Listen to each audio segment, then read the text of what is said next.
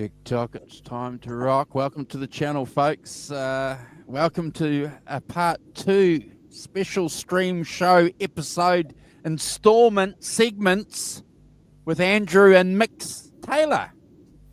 Yeah. Good to see you, bro. Looking forward to spending some time talking with you about Mick Taylor. We're unashamedly Mick Taylor fans, folks, so we're not going to hide that. But I just got to say a couple of things, Carl. We got some good views on last week's show, bro. Some good views. I'm just going to go have a look. 300 views on last week's show. Okay, all right. Long may it continue. Well, I think. Sorry. Out of all these social media platforms, YouTube's probably my favorite. Oh, look, I think so too. I think so. I pay the subscription for YouTube so I don't get the ads. And the great thing about YouTube, mate, is that you can control what you want to watch. You've got control over the feed, and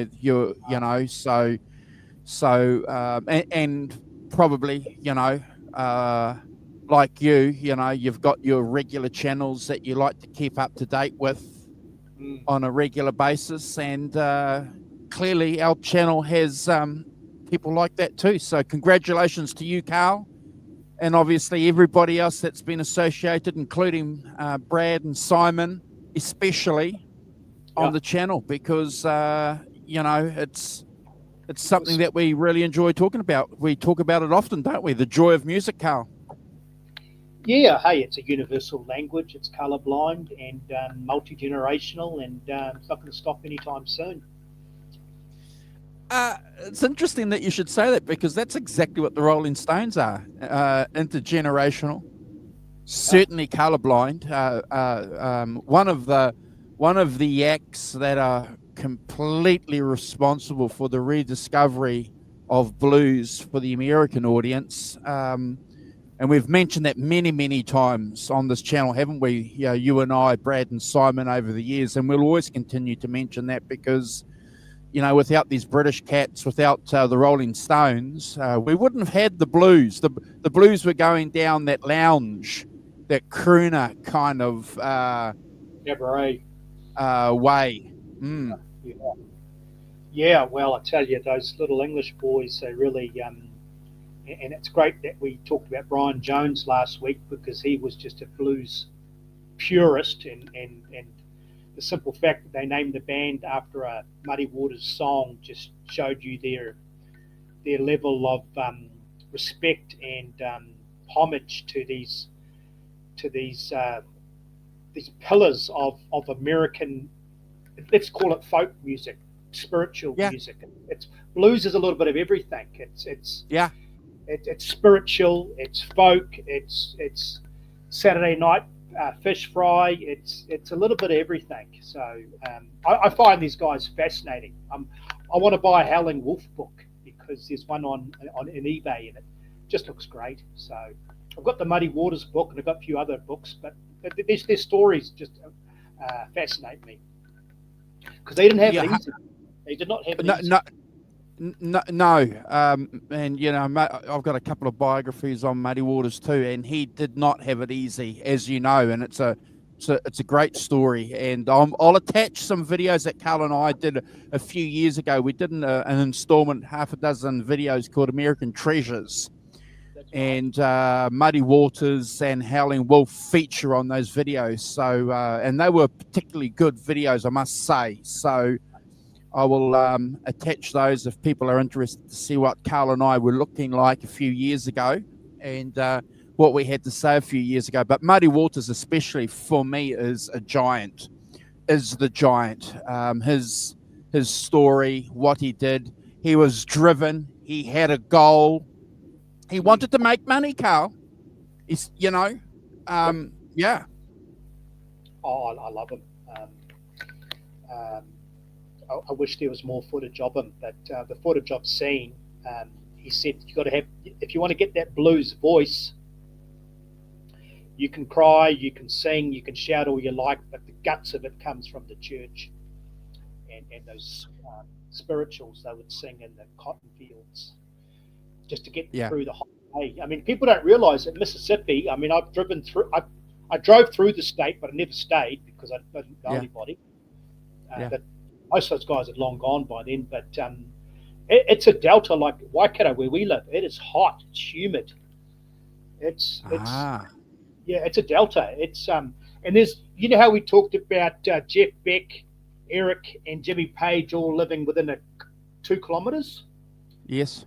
In Surrey, there's a map you can buy on eBay of Mississippi, and it's all the blues guys within a 30-kilometre radius in Mississippi where they were born, like Clarksdale and all these places. It's just, for some reason, there was something in the water, but it was real special. But it's fascinating stuff.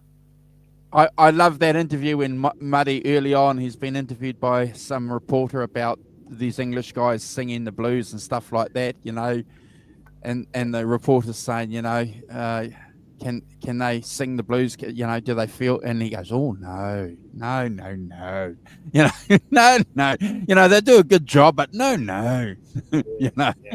Oh, that was their pride. That was their pride that because they were telling a story, not only telling a story that day, but they're telling a story of their history. It wasn't just something that they just thought of that day. It's decades, if not centuries, of stories within the families and spirituals. And well, what's that famous saying? Blues ain't nothing but a poor man when he's down, or something, right? Yeah, something like that. Yeah. I think you've hit the nail on the head when you described it as folk music, because I think that's something that we got to bear in mind when we think of blues music, that it is a form of folk music, and it's a genealogy, because all cultures have it. Here in New Zealand, the Maoris have what they call a whakapapa, and they talk about their genealogies and they go back. Bluegrass music in the States, talks about, Scots-Irish genealogies going back to before they came to the States, so... And the same thing with these black cats playing the blues. It's a genealogy. So yeah, well said, bro. And in the 40s, prior to Muddy hitting it big in Chicago in the mid 50s, you had the famous Alan Lomax recordings, which were the plantation recordings, where he drove his car all the way to Muddy's farm, and the recording device was set up in the trunk or the boot of the car. So. And it was 10 years later that he got rediscovered again, so. God bless Lomax. Yeah, it didn't happen overnight, but there was a lot of curiosity because it was such special music. But I'm not going to pretend that I'm an expert on Lomax. I've read a lot over the years about what he was trying to achieve. So, these people were driven. These people understood. They had an anthropological aspect to their methods, so and they were keen on capturing life as it existed right there and now at that time through the music. And fantastic. So we've got some people here joining us. We've got Stephen in the chat. We haven't seen Stephen for a while, and I do remember the name. He's a Stones insomniac in the United States. He's in New York, and it's 2:30 a.m. So welcome, Stephen. Good to see you. It's been a long time. And we have Sporty Outer Pop is back joining us from last week. So thank you, Sporty, for joining us, a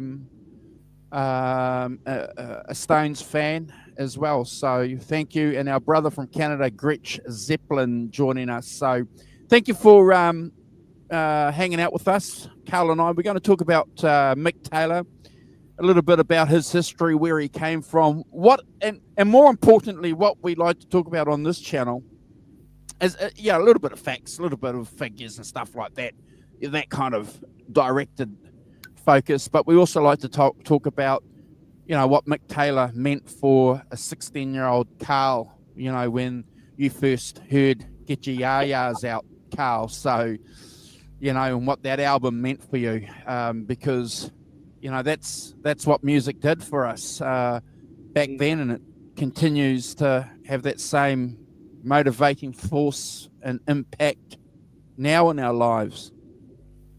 Absolutely. Yeah, also Mick Taylor, as we know, came about because of obviously an original founding member unfortunately passing away. We spoke about it last week. It was a very slow decline, and sad in the fact that when you read the books on Brian, he was supposedly getting his life back together in the last 3-4 months, but the Stones had to keep rolling, and obviously Beggars Banquet had finished, and they were but I think with Brian they were halfway through Let It Bleed. So by this time the Stones were a machine. They were a band that was big, huge, and they had itchy feet. They wanted to get back to America to tour. So I think the books I've read, it was a shrewd move on behalf of Mick Jagger to get Mick Taylor. I think Mick Jagger was instrumental in getting Mick Taylor, and I remember reading a long time ago there was thoughts of Roy Buchanan and a few other people, but they were Americans and they wanted to keep the band English.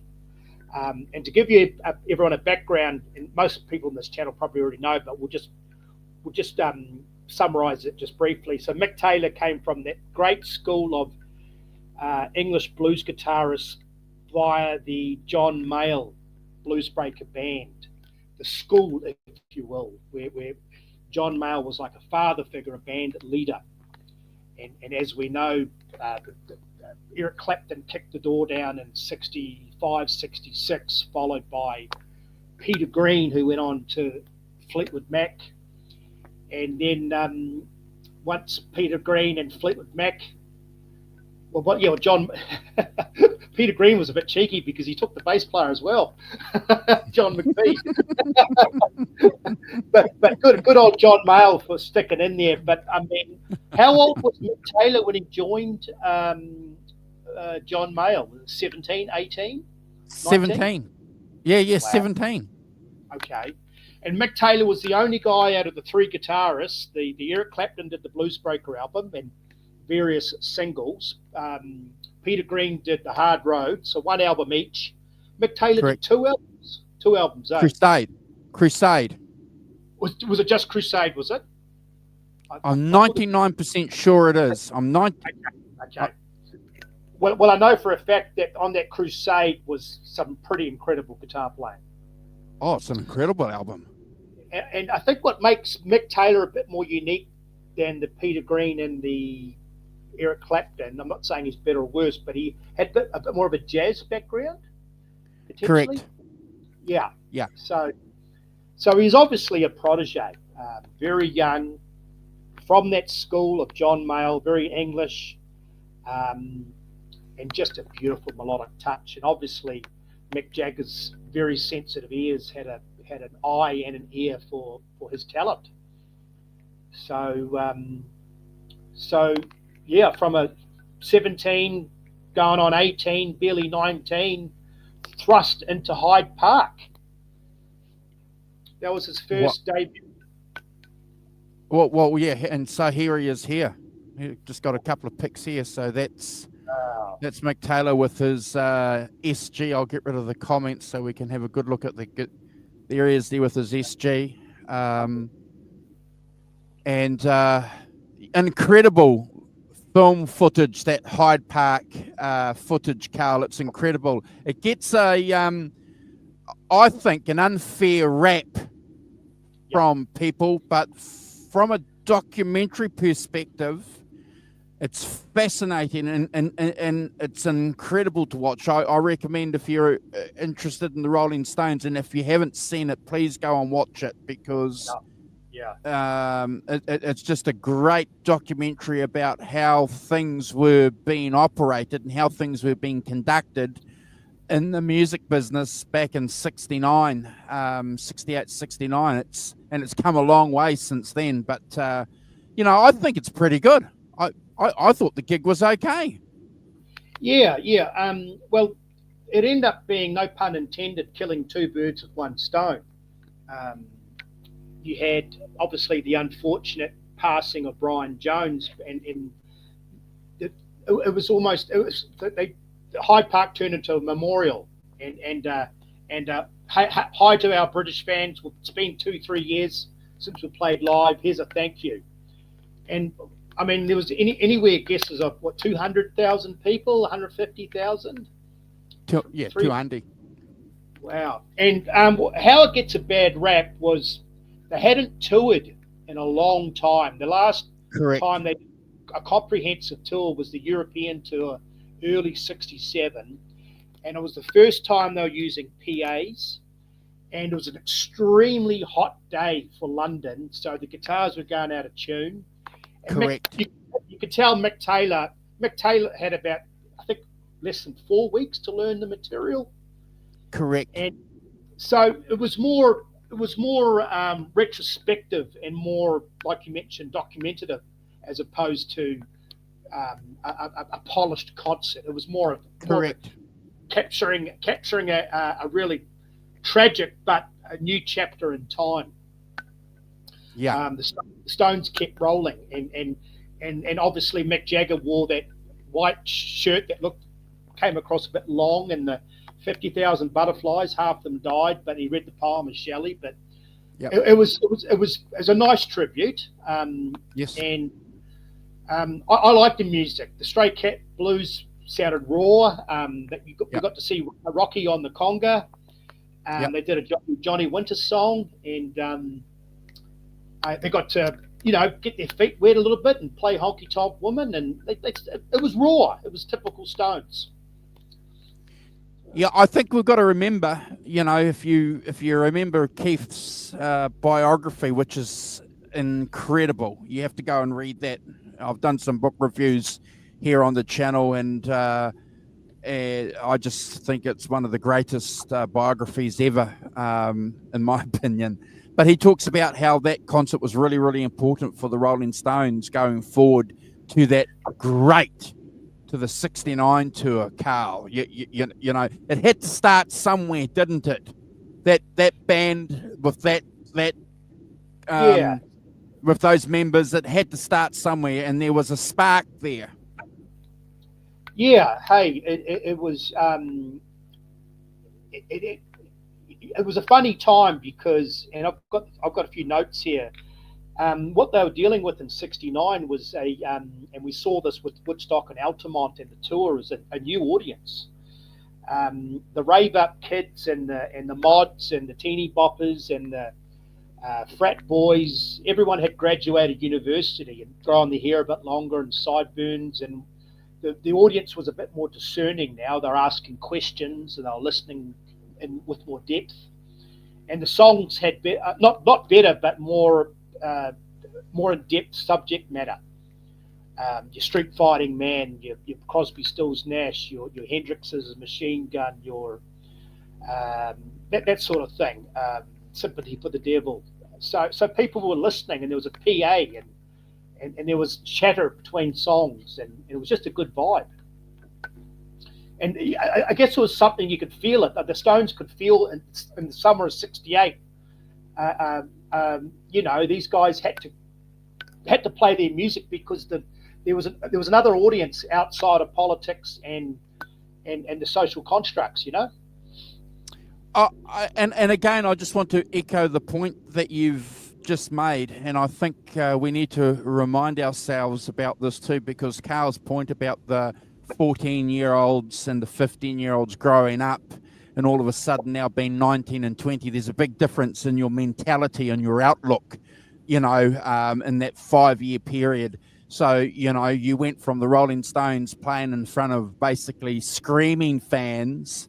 If they weren't screaming, they were fighting, like they were in Europe, to an audience that were being captivated, standing there in Hyde Park, watching them, and that continued right through the 69 US tour where the audience was sitting there, listening to the music, watching the performance.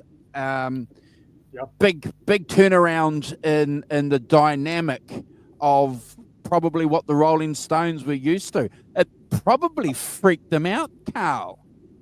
Yeah. And Mick Taylor was a good fit and Mick Jagger, once again, a very shrewd businessman, in the sense that at this particular time was the rise of the guitar hero. Your Pages, your Becks, your Eric Claptons, Richie Blackmore, the American guys, Santana, Allman Brothers, Hendrix, Bloomfield, Peter Green, we talked about before, and now Tony Iommi. So there was the going from the small theatres to the big outdoor arenas and the PAs and the beautiful guitar solos. It's just music to our ears. It was a different audience and a different type of music. And the Stones were always a great thing about the Stones. They always seemed to be slightly ahead, not really far advanced, but just slightly ahead of everyone. So, slightly ahead, but also very, very clever in reinventing their songs. So I'm just going to take us on a little bit of a sidewalk detour here. Look at the song Under My Thumb when it first came out, compared to the vibe, the groove that we had on Get Your Ya-Ya's Out. Two completely different songs, Carl. The same lyrics, the same chords, but the vibe is completely different, to the point where, academics were saying that Under My Thumb, Mick's lyrics, it was code. It was deconstructing capitalist society. Under My Thumb, was a representative of the British Empire, being under British, and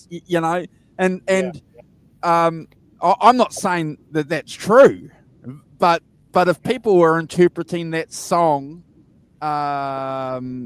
within 3 years like that, it has to be contributed back to the way that the Beatles were not the Beatles. Gosh, sorry, I just did a Beatles review on the channel. The Rolling Stones were presenting themselves, Carl. Yeah, I mean, I bought the box set. I've got it here. It's sealed. I got the Get Ya-Ya's box set, and it came with some bonus tracks, and it came with Under My Thumb, and how Charlie Watts lays that groove with the drumming at the start, and then the bass kicks in, and there'd be a lot of funk drummers that would have been influenced by Charlie Watts' drumming, because Dave Grohl had said this a few years ago, that the start of Teen Spirit was a rip-off of the funk, or the black funk guys from the American bands in the 70s. So, wow. And Charlie Watts was doing that in 69. So obviously Brian did the beautiful xylophone, but you can't do that live. But they, with the second guitar and slowing the groove down a bit, and just perfect. They loved the song so much they reintroduced it again on the '81 tour. So they open the every concert with that, and So yeah. I mean, Mick Taylor is just a great fit, a fantastic fit, and Keith Richards. in retrospect, looking back, he hasn't really contradicted himself. But some interviews he said, "Hey, I take my hat off to the guy. Extremely melodic, fluid, just a classy guy, classy guitar player." And other times, like, "Oh, he wasn't the right fit. You know, we're a weaving band. If I drop my pick, Ronnie's there to, you know, pick up the leftovers, you know." But I loved that 68 to 72 period. Those 5 albums with that bonus live album in the middle is just what a golden run. There's been very few bands that have had that run. I would say the Beatles, probably Pink Floyd, as far as just all killer, no filler. And a lot of that's Mick Taylor, you know. So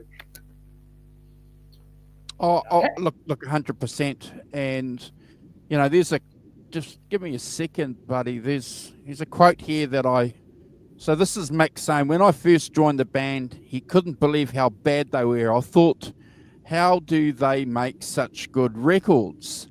So we've got to sort of stick up for Mick Taylor here, because Mick goes on later on to say, well, then he appreciates exactly how the Stones operate. And Keith makes it clear to us also too in a lot of interviews, you know, they're a band that has to jam, Carl.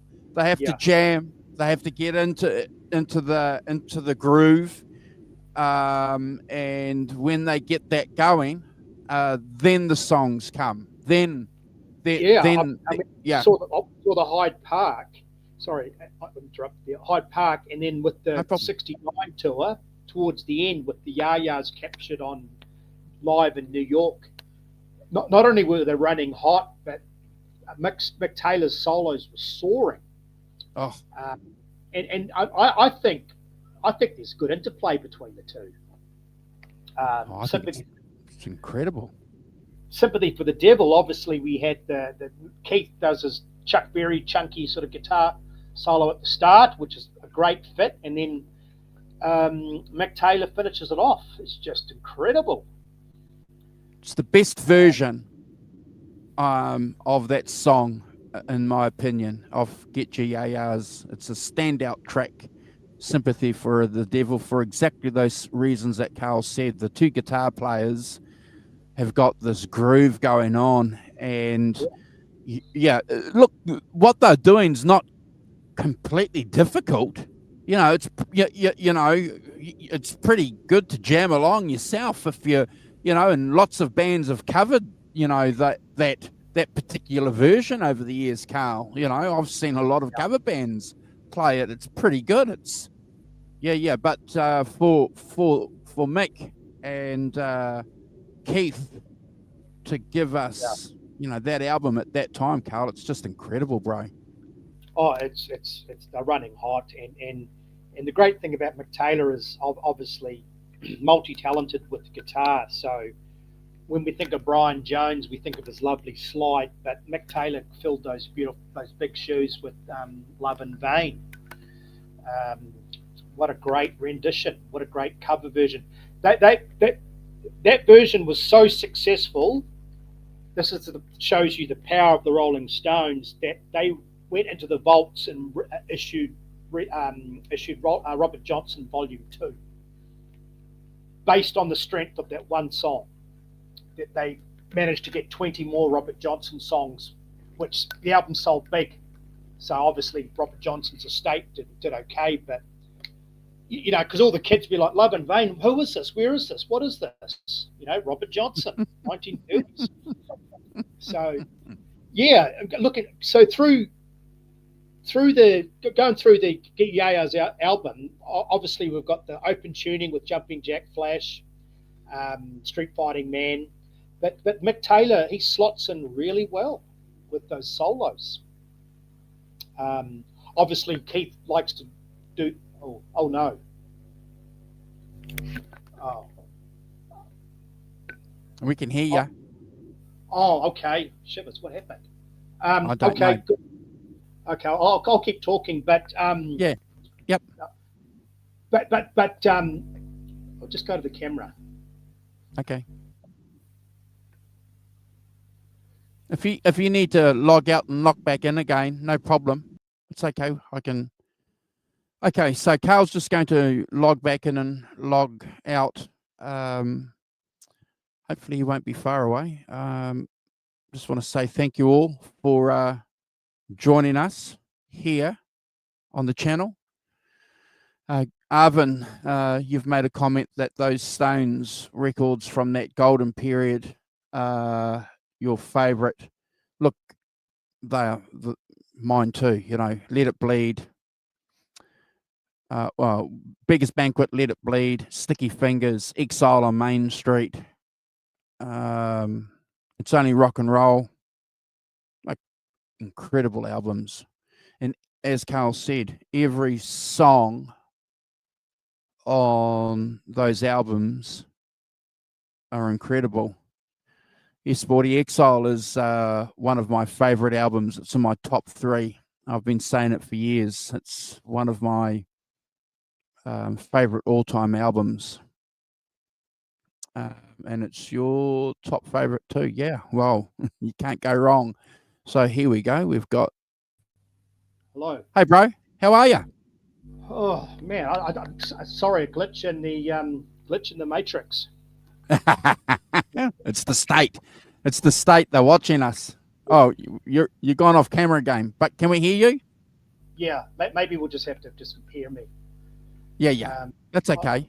Yeah. So we were talking about obviously the slide guitar.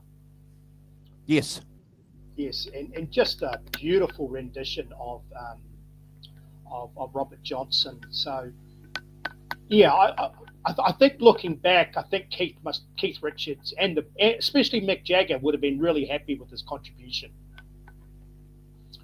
You know, it's just there was a huge moment in rock and roll in the world that particular period. So much so that we how many times have we heard "Can't You Hear Me Knocking" on movie soundtracks? So. Yeah. Well, just about every Scorsese film has that song on it. But, you know, I'm glad that you mentioned that song because I'll never forget the first time I heard that. You know, I was familiar with Sticky Fingers, some of the songs on Sticky Fingers, you know, Brown Sugar, because that had been played on the radio. But the first time when I heard that, you know, that open G riff by Keith, and then you've got that samba guitar solo in the middle. Yes. By Mick Taylor. Isn't that incredible? Very Santana-ish, isn't it? Yeah. And the funny thing is that actually they're having such a good time, and it was supposed to be half as short, but they left the tape running, and they'll like listen to the playback maybe the next day and like, we got to put this whole thing on. Oh, I'm glad they did. Yes. God. I'm glad they did, Carl. I'm glad they managed to put that on because, yeah, that solo is incredible. Another great solo that I love as well that he did is the solo on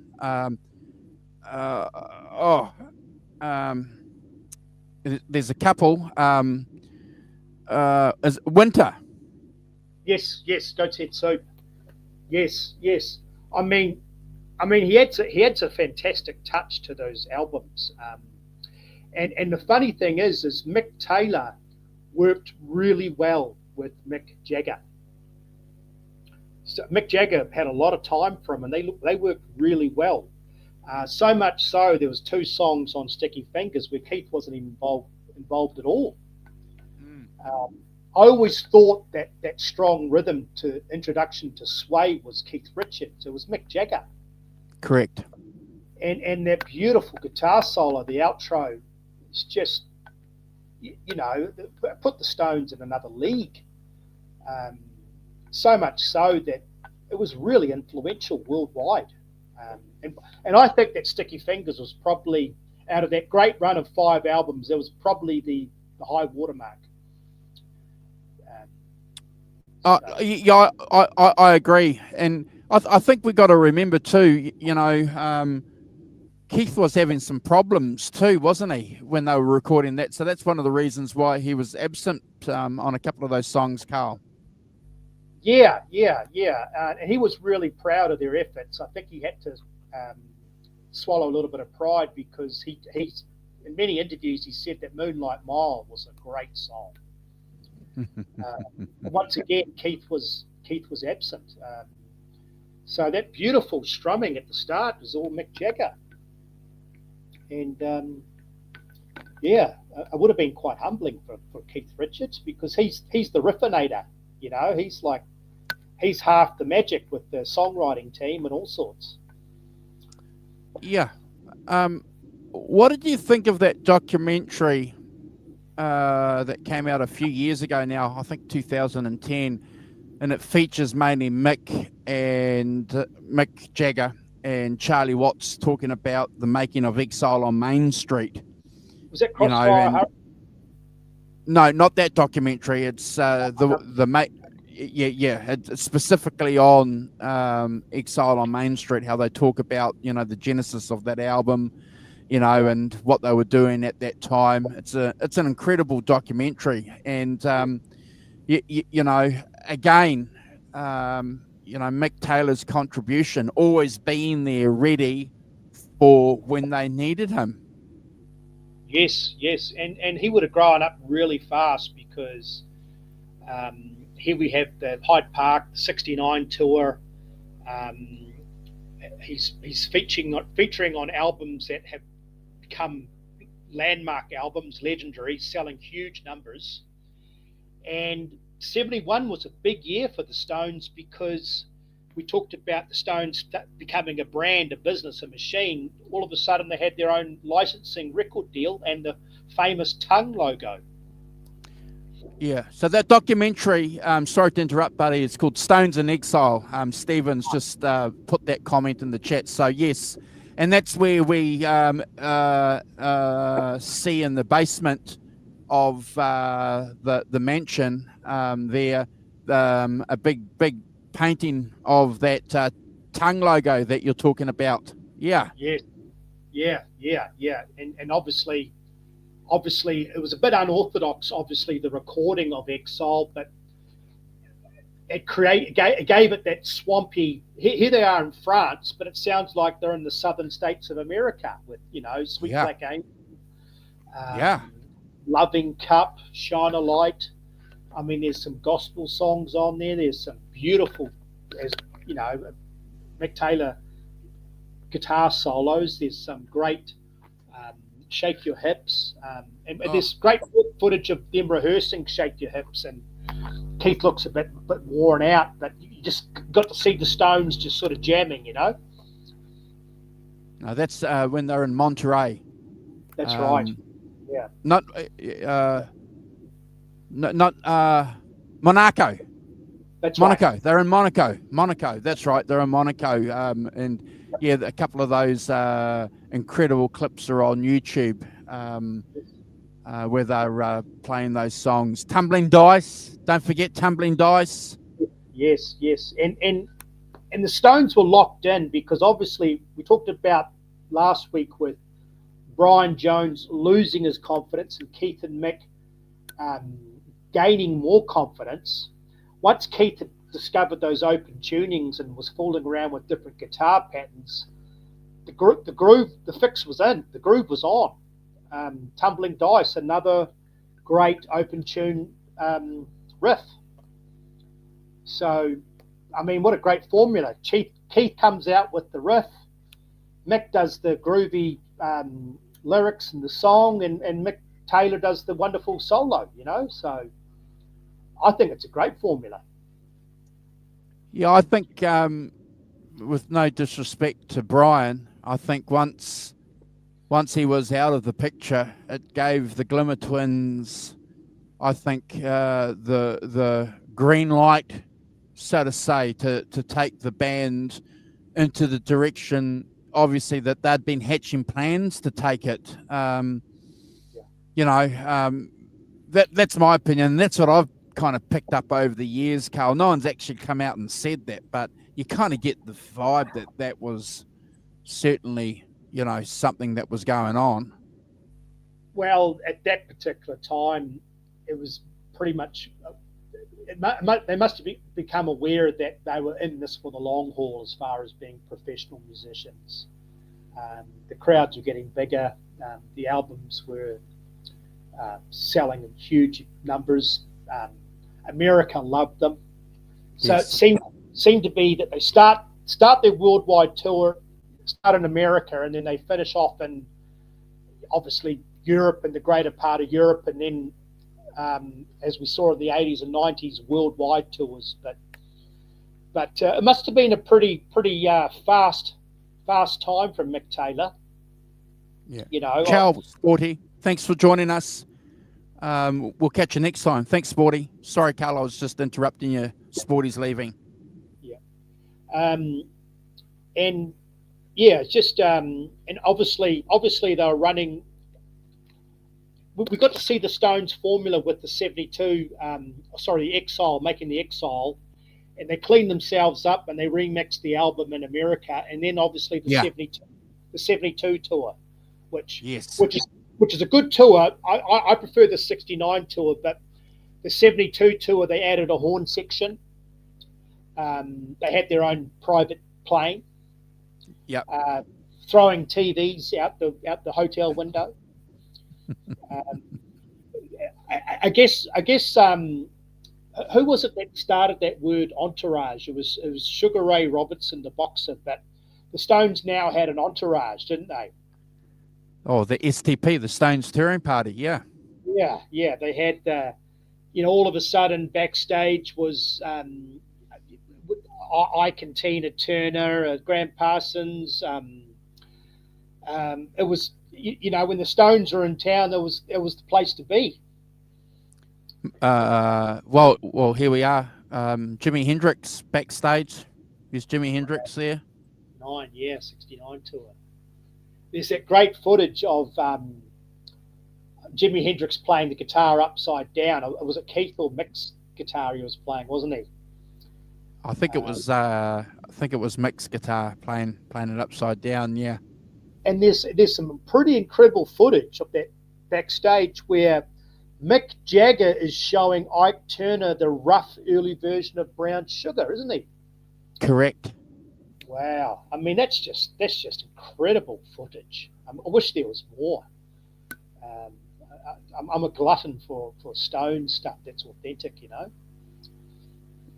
Yeah. And don't forget too, Ike Turner, if I remember rightly, jeepers, I think I've got this right.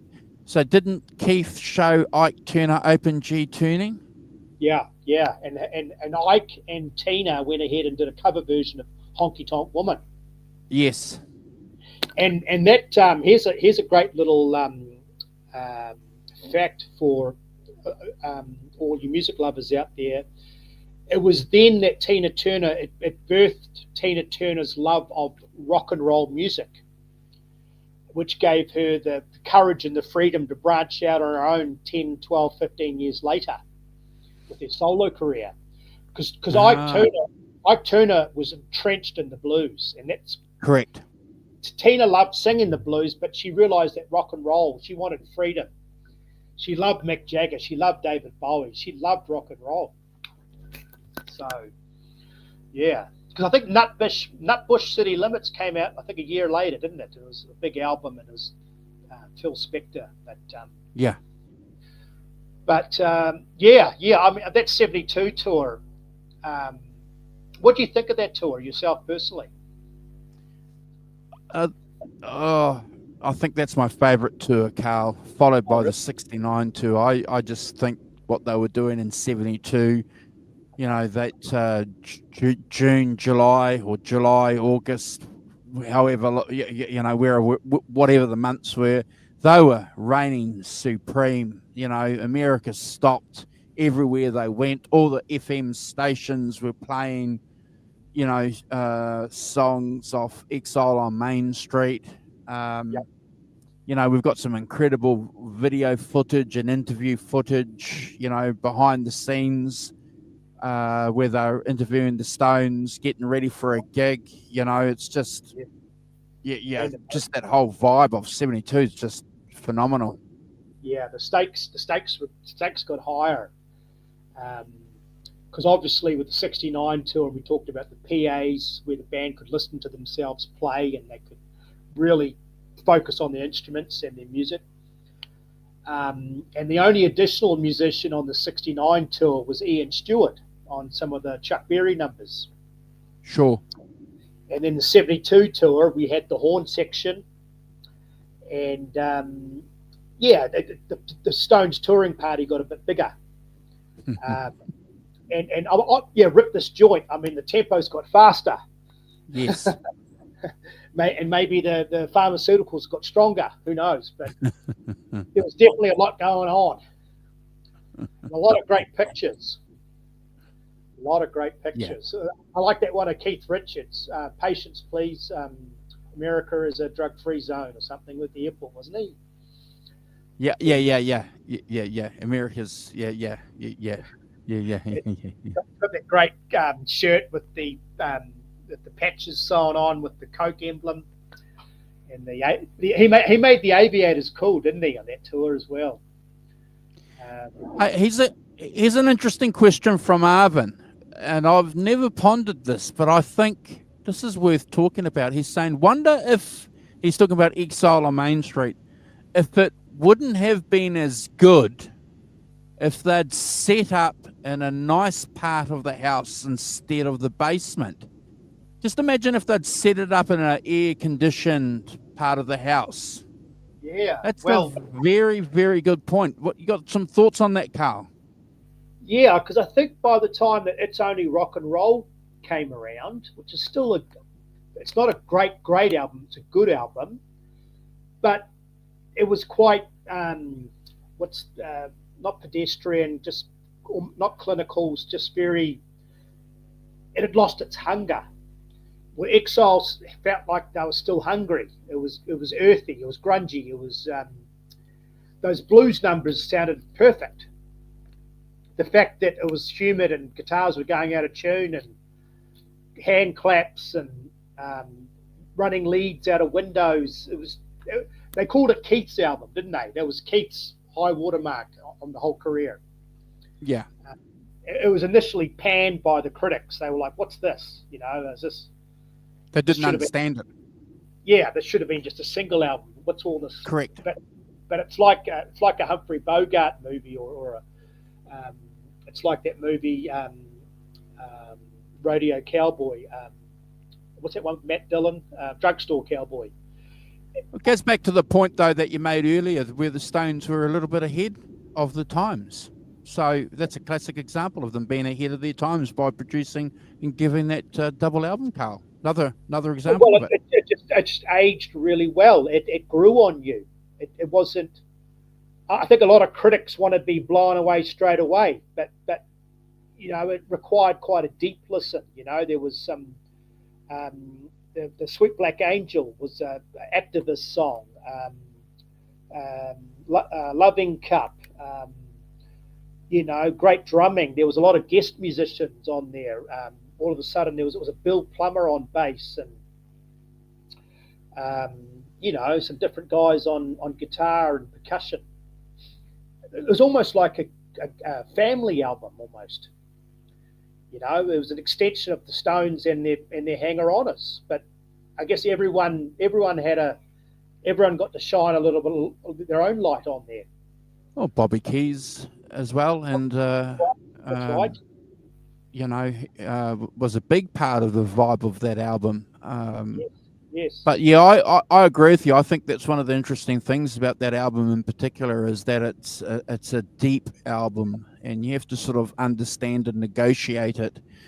And you know, if you're listening to it straight away in 1972, I could kind of understand where some of the journalists were sort of befuddled by it. But at the end of the day, the young kids, you know, the fans were buying it. And again, you know, what really helped with that album was the FM stations were playing whole sides of that album, Carl. Wow. Yeah. And what a great song to kick off the whole album. My uncle loved that song, Rocks Off, you know. Oh. You know, A lot of deep cuts on that particular album too, and the fact there was a double album, and it coincided with the outlaw persona of tax exiles, and playing in outlaws in a foreign country. Hey, Carl, they were still a dangerous band in 1972, folks. Let's remember that. Altamont was still there in their shadow. There was a great book. Keith rubbished it, but it's probably about 50% accurate. Was it Tony Sanchez, up and down with the Rolling Stones? Yes. And I think the initial idea was that Exile was going to take 6 weeks or a couple of months to make in that house, but it dragged on for months, didn't it? So much where I think Charlie Watts and Bill Wyman had to rent another house. It was just getting too chaotic. Well, they never stayed there from the start. They did right from the word go. They had their own places. So, but it used to upset, in that documentary, Bill's documentary, having to go there and sit around all day and sometimes not do anything, pissed them off.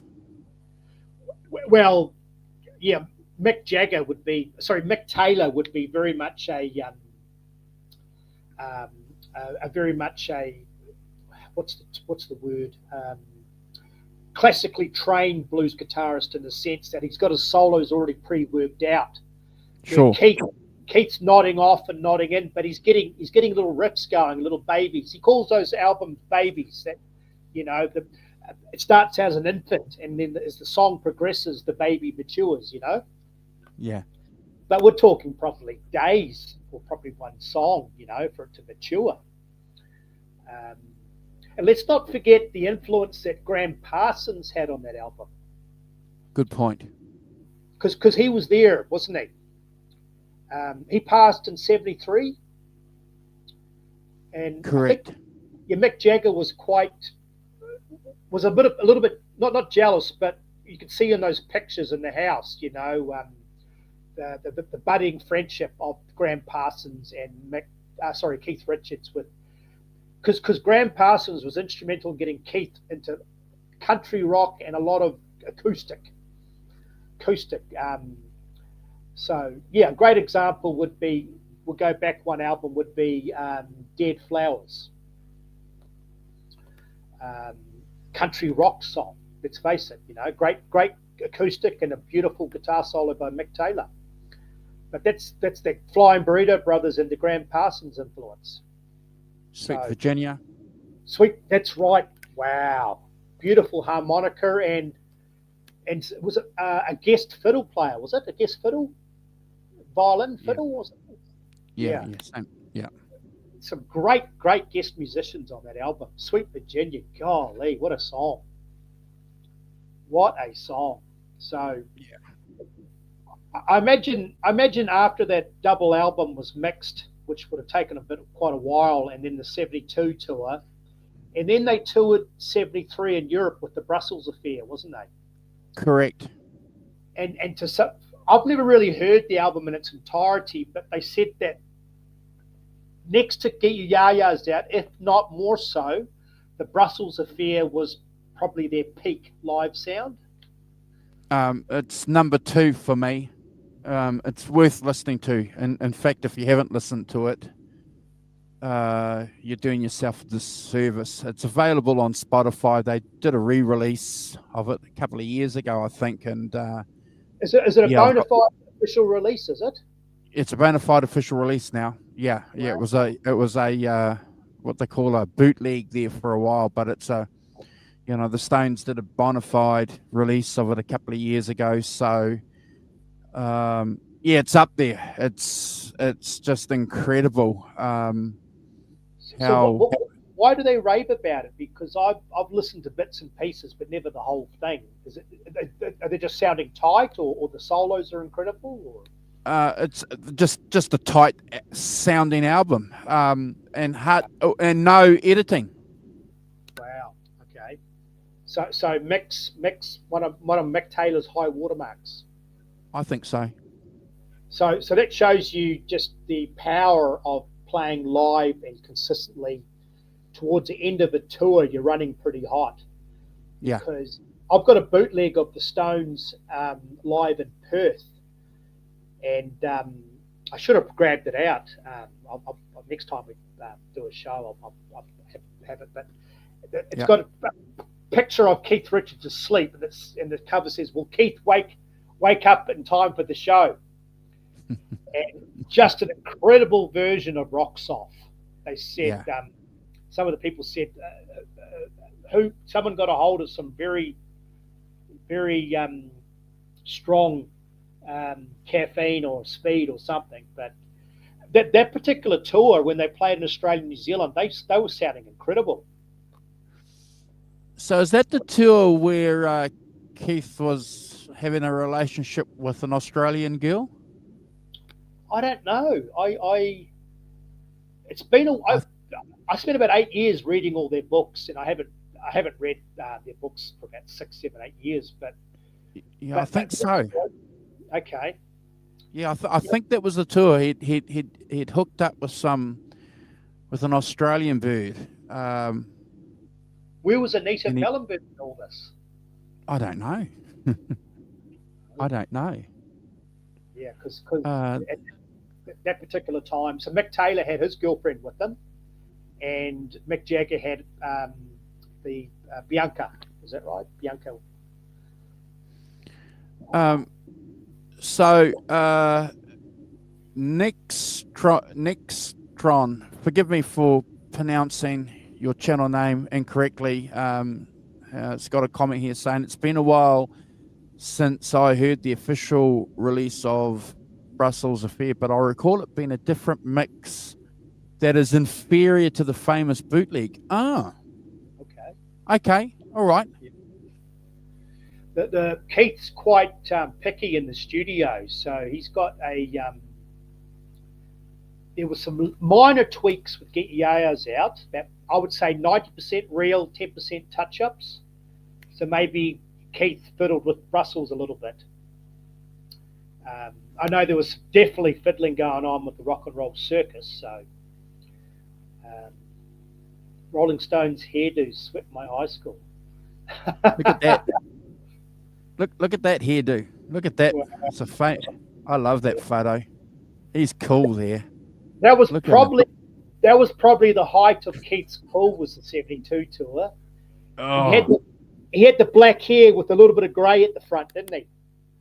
Yeah, for a while, peroxide, but it was peroxided. Yeah. Oh, okay. And he had bit of blonde. Was it the shark's tooth earring or necklace? Yeah. And he had a little thing on the 75 tour for what's it called? Holding certain things. So yeah. But and his doctor's bag. But I tell you what, though, Mick Taylor would have had to grow up pretty quick in those short 3 years. Well, that brings us to the point, I suppose, about growing up, because I know that you and I, when we first kicked this channel off, we did a review together of Crossfire Hurricane, the documentary that came out that I think celebrated their 50th anniversary of the Rolling Stones, and you and I watched it, and I remember you and I were blown away because Mick Taylor told us the reason why he left the Rolling Stones, and it completely contradicted everything else that we have been told. Can you remember why he left the Rolling Stones, Carl? Can you remember? Yeah, was it? Well, everyone thought it was over songwriting credits, but he succumbed to a heroin addiction. Is that right? Yeah. Yeah. So I guess Keith, looking back now, had a very strong constitution. He obviously was one of those guys that could stay up for 3-4 days, not eat, write songs, play live, just different. Where Mick remember Charlie Watts said that Keith had this amazing effect on people. People used to think that they could go shot for shot, or keep up with Keith Richards, but 90% of people couldn't keep up with him. No. Tom Waits tried, and Tom Waits was a notorious drinker. And your buddy John Lennon tried and ended up kissing the throne, didn't he? Every time he went to Keith's place to get on the booze, he was carried out. Lennon was he was literally carried out, and Keith talks about that in his book, and and it got to a point where Yoko was rolling her eyes, because every time they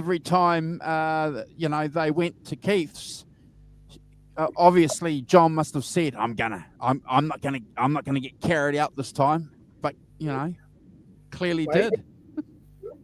With that Pirates of the Caribbean franchise, Keith really was a pirate, wasn't he?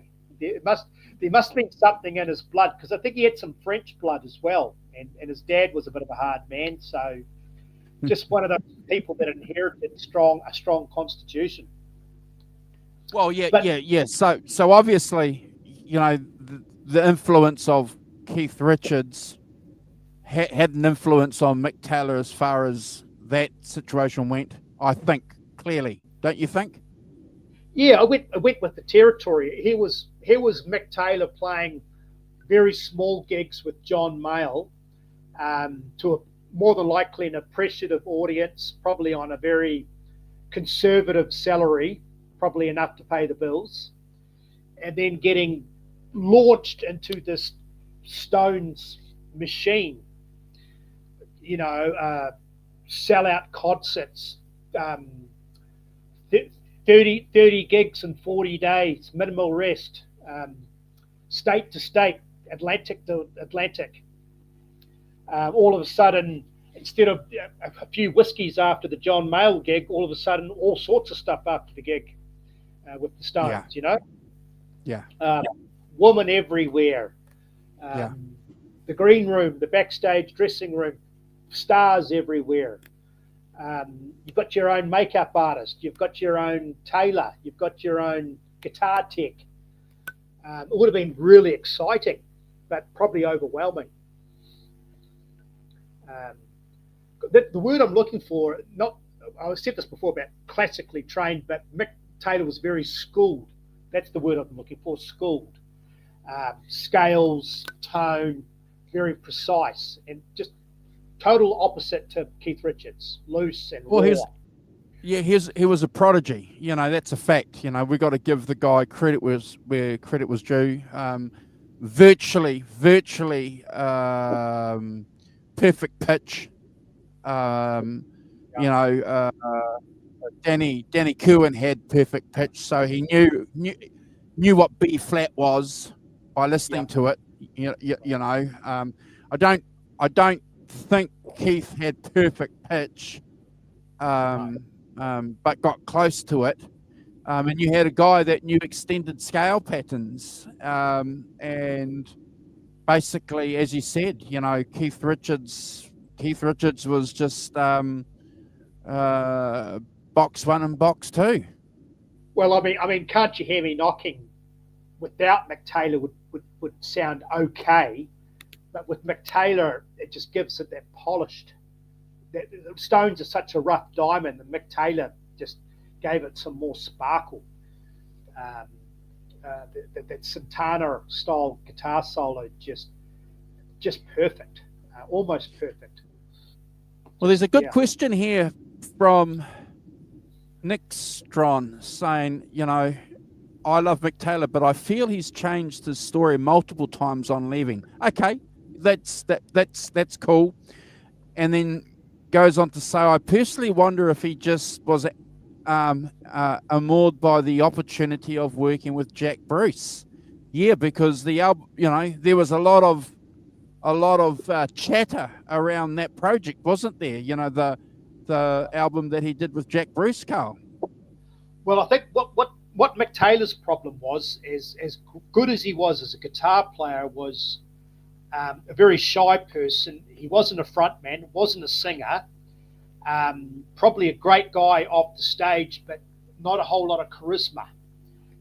His guitar did all the talking, where Keith had the look. Mick Jagger obviously is one of the greatest showmen we've ever seen or witnessed. Sure. And I imagine with Mick Taylor, with trying to have his own feel, Jack Bruce would have been like Eric Clapton with Cream, you know, a project to work on. But maybe that was in the back of his mind. If it worked for Eric, it could probably work for me. But as we both know, every band has a front man and has that showman, that star factor. So he went from probably quite a big salary to back to John Mayall's sort of a payday. So, you know, I've never listened to his solo stuff. He had that solo album, was it Outrider or something? It's always for sale for $5 or $4. I mean, was that one of the biggest fumbles in musical history? Oh, you know, I've got to be careful what I say because I'm a Jack Bruce fan. You know, and Jack's done a lot of albums and a lot of projects over the years. You know, that jazz musician in him. You know, where he gets kind of bored with, you know, a project and is quite happy moving on to something. So, you know, I think the jazz background in Mick Taylor probably pushed him towards Jack Bruce too, knowing that he came from that background. So I'm starting to sort of think the point that you made about him hooking up with Jack Bruce could have been, you know, a positive catalyst for propelling his career further. Maybe leapfrog the Rolling Stones into sort of something completely different, but it didn't happen. Yeah, I mean, Mick Taylor's a very creative guy, and he wasn't getting any songwriting credits. And he's gone on record to say that he had some, you know, he helped with the riff on "It's Only Rock and Roll." He came up with the melody on "Goat's Head Soup." He had this idea on "Moonlight Mile," and when the album comes out, and he shows his wife or his girlfriend or his mother, on the back of the album it says Jagger Richards. All songs written by Jagger Richards. That would annoy me as a person. Not from the financial aspect, but more so the respect and contribution aspect. I'm part of the band. I'm a you know, there's 5 cogs making this machine, this wheel turn around. But that's the brand and the business they had set up, Mick and Keith, and it's rubbed a lot of feathers the wrong way. You know, they've got the tongue logo, they've got the Mick Jagger and the Keith Richards songwriting team, and then they're the bosses, you know. Charlie Watts basically never complained, but Bill Wyman, when you read his book, he's adamant he came up with the bass line to Jumping Jack Flash, or at least the riff of some sort. Correct. So at what stage then does writing a guitar solo constitute or not constitute writing a song?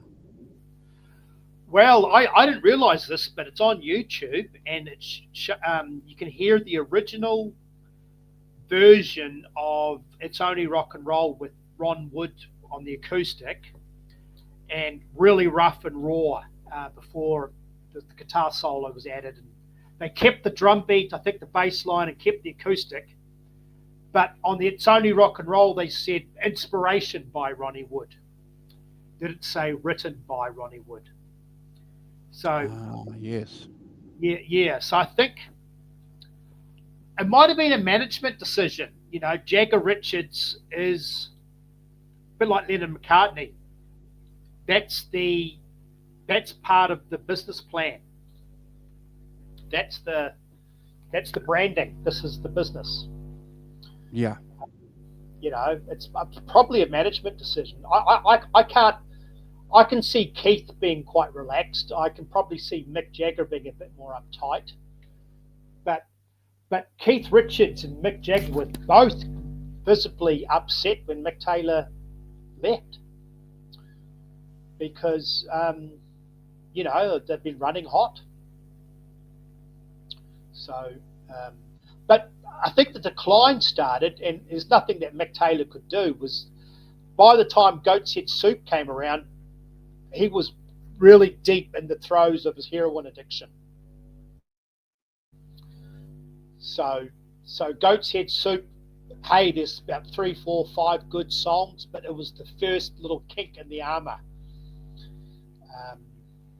of that great run, wasn't it?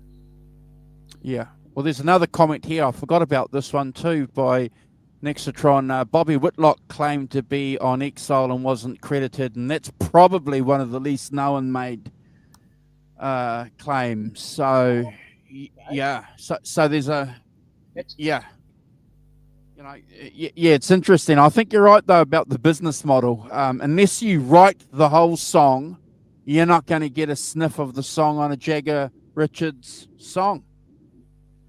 Well, I mean, looking back, it rubbed Brian Jones the wrong way.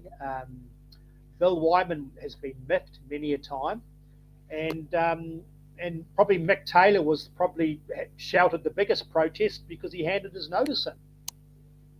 So, but to this day, the Jagger Richards machine's still going. So it's either you like it or lump it. Well, to the point where they're in the studio right now, recording another album, mate. Yeah.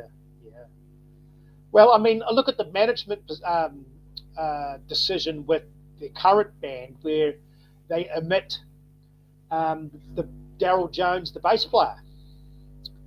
I've never quite agreed with that. They just go. Now they just show 3 English boys. It used to be 4 with Charlie. Now they just show the 3 guys. It's kind of odd, I think. A little bit odd. Yeah. I mean, the Chili Peppers, they did, eliminate Frusciante when Slovak passed. I mean, I don't know. When you join. You're part of you're the band, aren't you? But wow. Daryl Jones ain't. He's not complaining about his salary, I imagine. No, I wonder if Daryl Jones got $1 million like the bass player when he joined Metallica. Remember, what's his name when he joined? Because they had a rehearsal and Robert Trujillo. Trujillo, that's right. And it's filmed, and they're making that film, that Metallica film. I can't remember the name.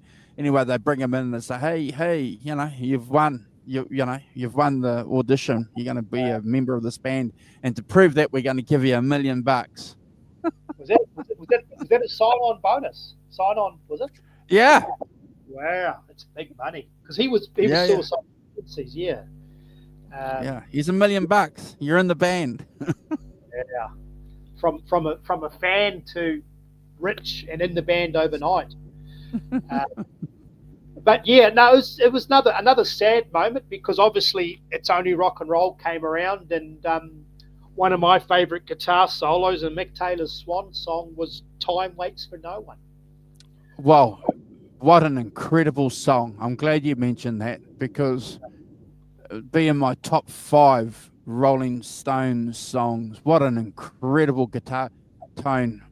That solo isn't incredible? Yeah.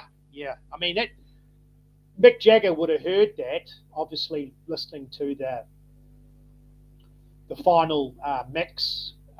Obviously, they're once again itching to go out the road because obviously the 75 American tour was around the corner, as we know.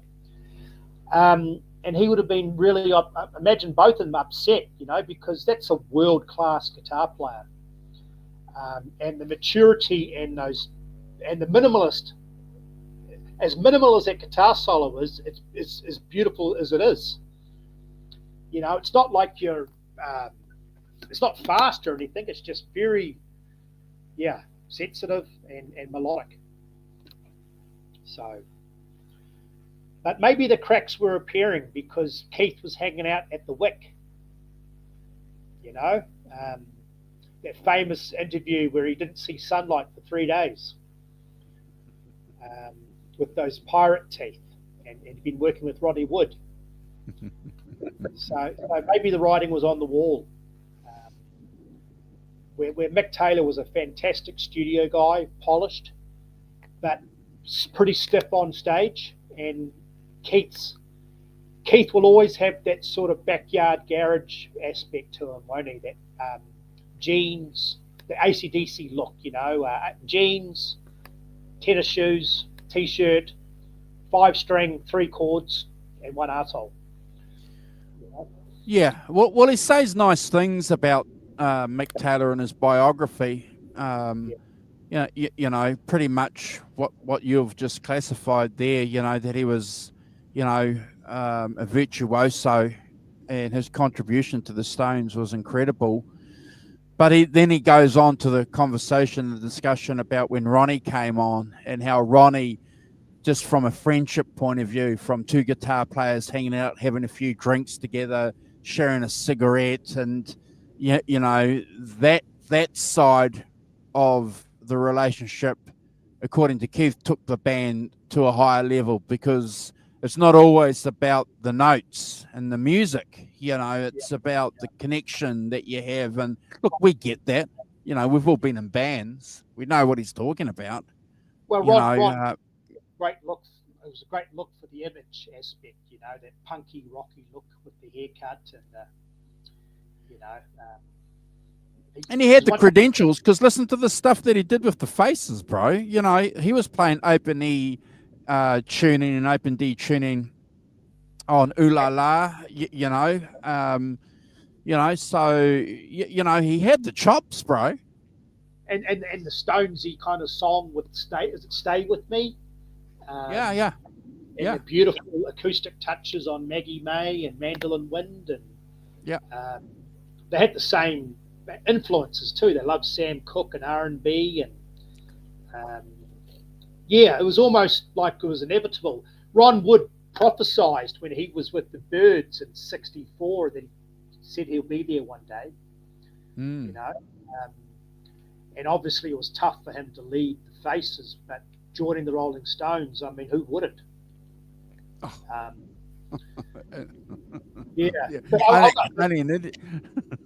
got mixed feelings, because I like Ron Wood, and Black and Blue is a great album, but it was an album based, it was a guitar audition album, but Keith once again became the dominant sound once Ron Wood joined, you know? Sure. With Mick Taylor, those beautiful cutting solos and clever playing really stood out for me. And Keith has a hard time admitting it. One part of him loves that era, and the other part of him says, "Oh, we were too far apart." Now with Ronnie, we're the interplays where it was with me and Brian.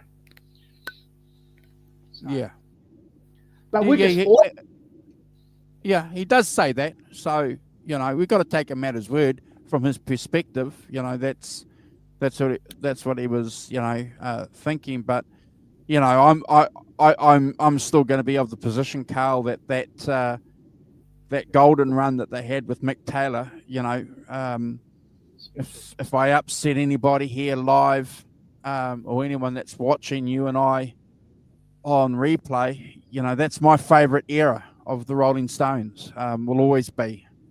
Doesn't mean that I don't like Tattoo You. Tattoo You is an incredible album. Yeah. Well, they could, I guess they could relax after the 75 tour, because it didn't matter if the Stones released an album or not, because they do it to this day. As soon as they say we're touring, the tickets sell out within a day or two.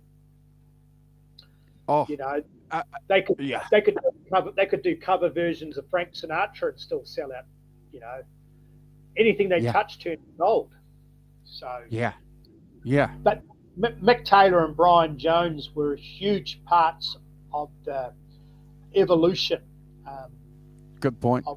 Of the Rolling Stones becoming the force they are today. You know, when a fan goes to hear the Stones live, they want to hear the Mick Taylor era and some of the Brian Jones era, don't they? Half, if not 3/4, are from that golden run of 5 albums of their live play to this day. Brown Sugar, Honky Tonk Woman, Tum Dice, It's Only Rock and Roll,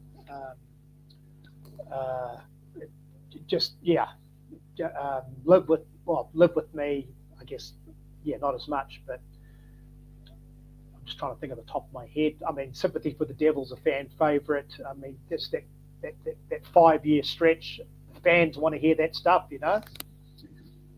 I remember when I saw the Stones live in 2004, they made a point. It was the 40 Licks tour. It was a great tour. They did Sticky Fingers from start to finish. Wow. Or at least a good portion of the album. They made a point of doing a lot of deep cuts, and it was a great. I think there's a DVD, isn't there, of the 40 Licks where they show 3 shows. They show the small club, they show the medium-sized theatre, and then the big arenas.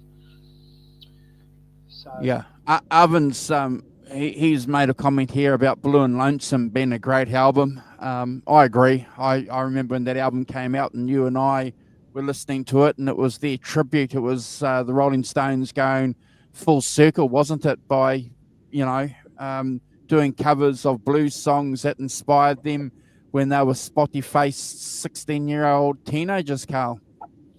Oh, and it's just the way that they locked into those grooves.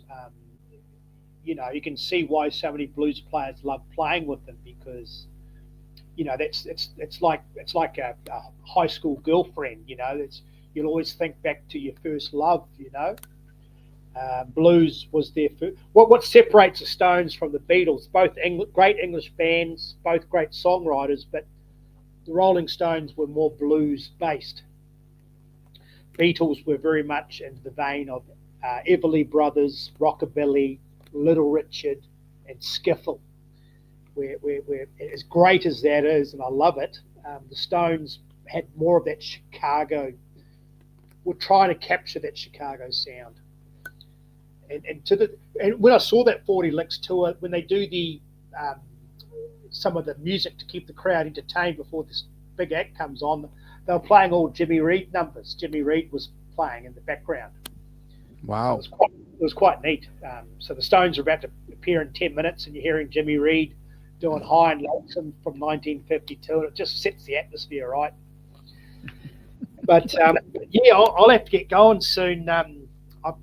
Sorry, everyone, about this webcam. I remember Andrew telling me that the built-in webcams on laptops are always average. So last week we had a great run. Yeah. You got to buy an aftermarket webcam if you want to do it right. Is that right?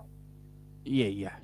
Look, I appreciate you though coming on and sharing your thoughts as ever. It's always good, and I do miss talking to you about the Rolling Stones. It's one of the great passions I have in my life, and it's nice to have Arvin in here and Stephen in here, Nextron in here, Mission RD100 in here joining us. Earlier on, we had Sporty here joining us, all Rolling Stones fans. We're going to be back next Wednesday, Carl and I. We're going to get together. We're going to spend an hour and a half talking about Brian. Sorry, not Brian. Bill Wyman. Another key ingredient to the success of the Rolling Stones. Indeed, right from the word go, the influence that Bill had on that band can't be underestimated, Carl. Well, just the way he locks in with Charlie Watts, and how Keith locks in with Charlie. It's just like a hot rod. When I used to muck around with hot rods a little bit, and I had some friends that were really into it. They said what makes a good motor is the combos, the right carburetor with the starter motor, with the pistons and the right cam. If you don't have the combo right, it can be out of whack. So when you've got the crankshaft and the cam shaft all working aligned, and you got the right oil, the right differential working with the right transmission, everything's just poetry. It's like that's what the Rolling Stones are. We talk about, and that's what my uncle mentioned, that Bill Wyman and Charlie Watts are the engine room. Yes. I mean, the way that they swing. As we started at the start of this video with Under My Thumb, I mean, hey, it's 3 or 4 relatively easy chords, but very few bands can get that groove down. Well, 100%. And you go and check out, because I'm a bit of a bass player, like a lot of guitar players, we've got bass guitars, but, you go and check out the bass riff of Tumbling Dice. It's got some swing. If you want to play that right, relatively easy, because one of the great things about Bill Wyman is he just plays root notes, but he plays passing notes, you see, so he's not doing a lot, but it's all about the feel. It's all about those passing notes, going from the